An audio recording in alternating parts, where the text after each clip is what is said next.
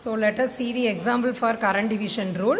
So find the current I1 and I2 using current division rule for the given circuit. Here the total current 10 amps is given in the circuit itself, and the resistance R1. One branch is given as a 2 ohms, and resistance R2 given as a 8 ohms, and we have to find branch current I1 and I2 with the help of this current division rule. So solution, so we have to write the given data. R1 equal to 2 ohms, R2 equal to 8 ohms. So we know the formula IT equal to I1 plus I2. So we know the current division rule. If we want to find the unknown branch current I1, which is equal to total current IT into opposite resistance R2 divided by R1 plus R2.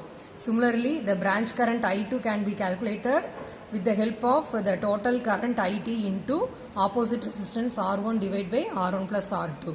So now we can substitute all the given values in this formula, and we can able to find the two unknown branch current I1 and I2.